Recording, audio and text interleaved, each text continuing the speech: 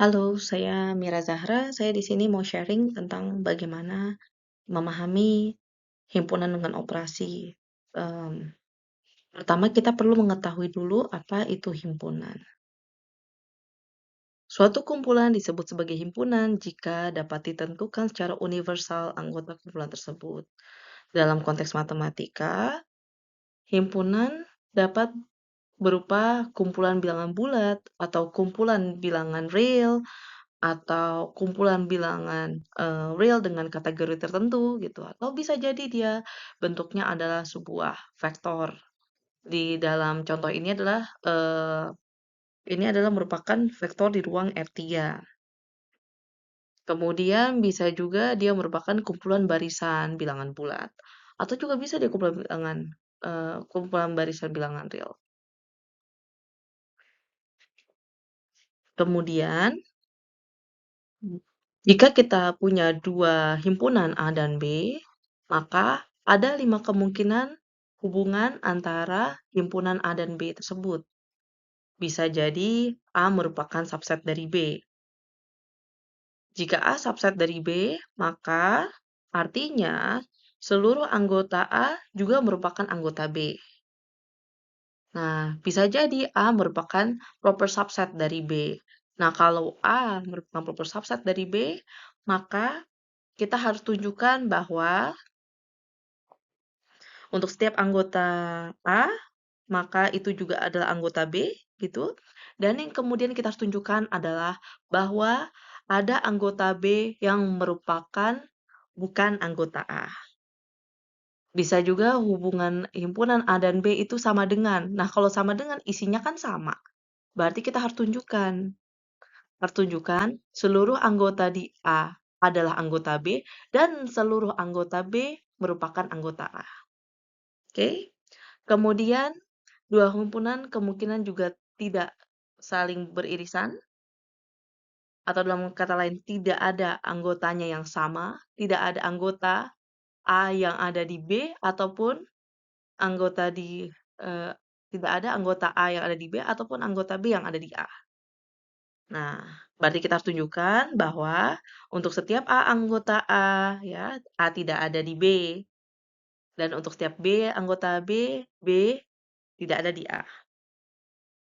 Dan ada juga kemungkinan dua himpunan itu beririsan pada anggotanya yang sama. Maka kita kalau ingin menunjukkan bahwa dua himpunan itu bisa beririsan, kita harus tunjukkan bahwa ada anggota A yang juga anggota B. Kemudian kita perlu memahami himpunan dengan operasi. Misalkan diberikan himpunan G dengan XY adalah anggota dari G. Kemudian operasi itu bisa kita bayangkan sebagai mesin. Mesin yang membutuhkan input, dua elemen yaitu dua inputnya apa? Dua inputnya adalah dua elemen di G, oke? Dan itu diubah menjadi satu output. Nah, jika output yang dihasilkan merupakan anggota G juga, oke, operasi ini disebut sebagai operasi biner. Nah, contoh operasi biner apa saja? Contoh operasi biner adalah operasi penjumlahan pada himpunan bilangan bulat. Kenapa begitu? Karena kalau kita ambil sembarang himpunan bilangan bulat, dijumlahkan hasilnya juga anggota himpunan bilangan bulat, gitu kan. Kemudian operasi perkalian matriks, ya kan. Matriks N kali N. Nah, matriks N kali N kalau dikalikan, hasilnya juga matriks N kali N. Nah, yang bukan contoh operasi biner adalah pertama operasi penjumlahan pada himpunan bilangan ganjil. Karena dua bilangan ganjil jika dijumlahkan menghasilkan bilangan genap. Dan operasi pengurangan pada bilangan bulat positif.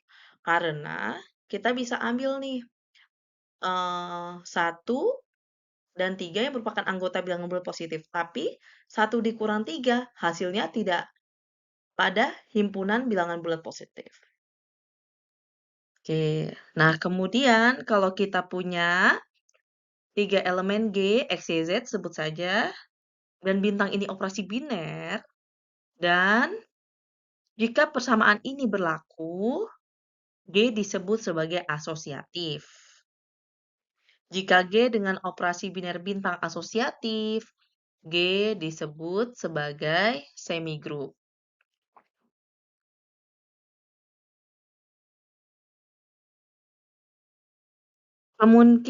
Kemudian ada kemungkinan bahwa suatu himpunan dengan operasi memiliki elemen identitas. Apakah elemen identitas itu? Himpunan G dinyatakan memiliki elemen identitas jika ditemukan ada E elemen G, sehingga kalau kita ambil sembarang X elemen G, berlaku X bintang E sama dengan E bintang X sama dengan X. Nah, berikut adalah ilustrasinya. Kita bisa bayangkan ya, XE ini dimasukkan ke sebuah mesin, ya, kemudian menghasilkan X. Oke. Kemudian, jika G bintang semigroup yang memiliki elemen identitas, G bintang monoid. Oke, tadi kita ingat ya semigroup itu apa? Semigroup adalah sebuah grup yang memiliki operasi biner dan bersifat asosiatif. Nah, kalau dia juga memiliki elemen identitas, dia disebut sebagai monoid. Oke. Kemudian ada elemen inverse. Nah, ada kemungkinan juga monoid memiliki elemen inverse. Oke. Apa, anggota monoid ini ada kemungkinan juga memiliki elemen inverse. X, elemen G bintang, dinyatakan memiliki inverse jika kita dapat temukan Y, elemen G bintang, yang menyebabkan XY sama dengan YX sama dengan E. Oke. Ilustrasinya demikian. Oke. Nah, biasanya Y yang dimaksud ini akan dinotasikan sebagai X inverse gitu. Nah, kalau semua anggota monoid memiliki inverse, maka G disebut sebagai grup.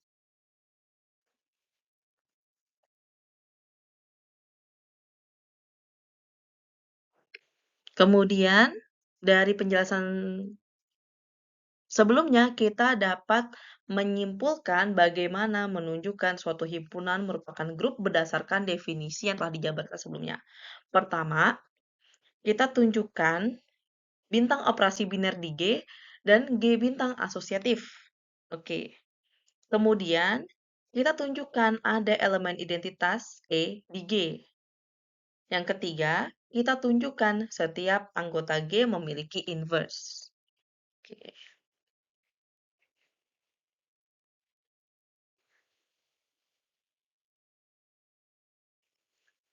Sekarang muncullah pertanyaan. Apakah memungkinkan sebuah monoid memiliki elemen identitas lebih dari satu?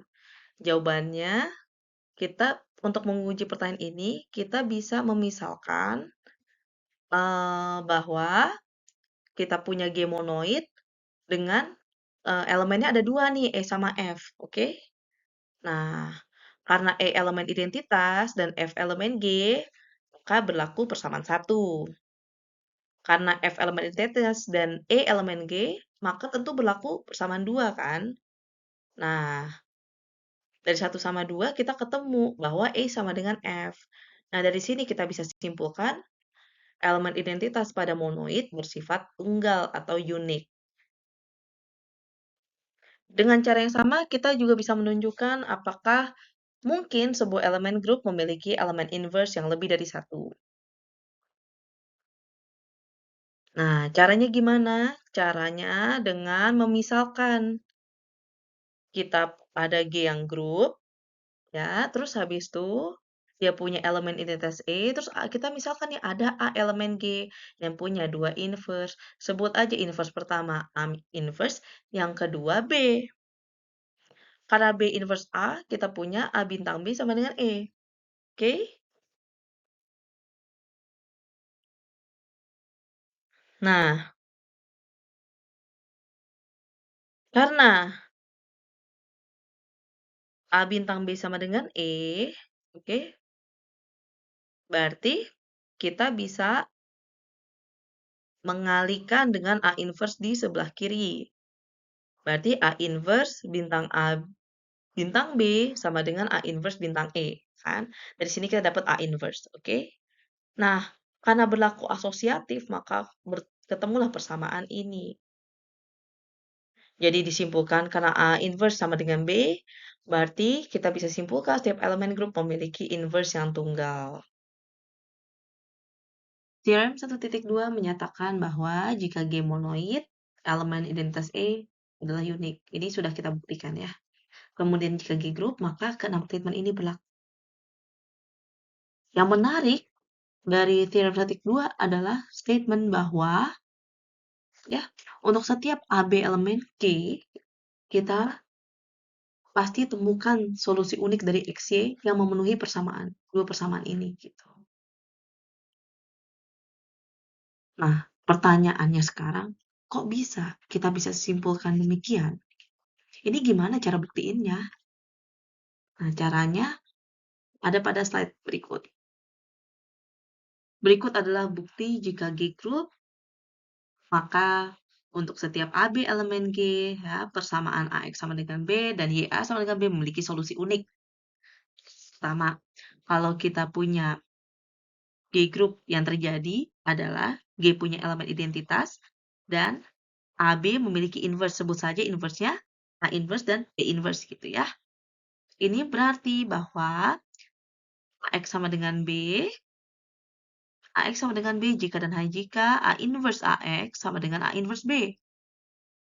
Nah, ini terjadi kenapa jika dan hanya jika? Ini obvious ya kalau jika AX sama dengan B, maka berlaku equation yang ini. Nah, tapi kenapa?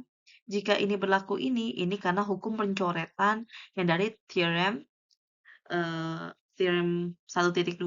pernyataan yang kedua terkait hukum pencoretan. Oke. Nah, karena dia grup, maka operasinya juga asosiatif kan? Karena asosiatif, A inverse AX di sini, ini sama dengan equation yang ini. Makanya jika dan hanya jika simbolnya ya. Terus habis itu karena A inverse A ini adalah menghasilkan elemen identitas dikalikan X hasilnya juga X, maka kita dapat simpulkan X sama dengan A inverse B. Dengan cara yang sama kita bisa menunjukkan Y sama dengan BA inverse. Tapi bedanya kalau untuk menunjukkan ini kita mengalihkannya di sebelah kanan ya, A inverse-nya begitu.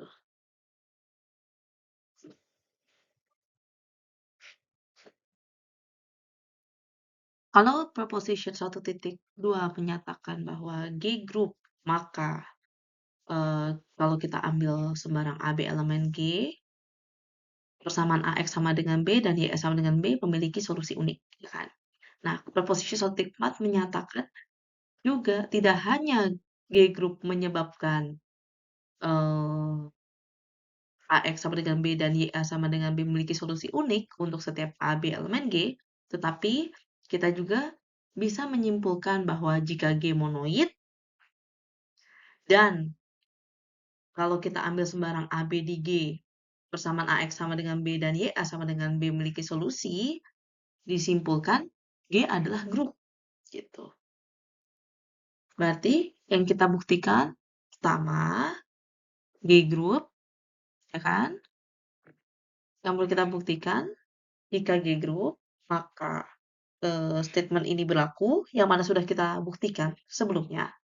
Dan perlu juga kita buktikan jika G monoid untuk setiap AB elemen G, jika G monoid dan untuk setiap AB elemen G, jika ada persamaan AX sama dengan B dan YX sama dengan B memiliki solusi unik, maka disimpulkan G sama grup. G adalah grup ya. Sekarang bagaimana kita menyimpulkan membuktikan statement yang kedua. Pertama, kita bisa buktikan dengan kontrapositif. Caranya bagaimana sih buktikan dengan kontrapositif? Kalau G monoid bukan grup, artinya kan ada anggota di G yang nggak punya inverse. Artinya apa? Kita bisa nyatakan bahwa ada A elemen G untuk setiap C elemen G, AC tidak sama dengan E. Oke. Nah, sehingga menyebabkan kalau kita punya AX sama dengan B, kita nggak bisa ubah menjadi bentuk X sama dengan. Karena kita nggak tahu inverse-nya A itu siapa. Di G nggak ada gitu loh. Dan YA sama dengan B juga kita nggak bisa diubah dan bentuk Y sama dengan bla bla bla. Ya karena lagi-lagi A-nya tidak punya inverse. Begitu.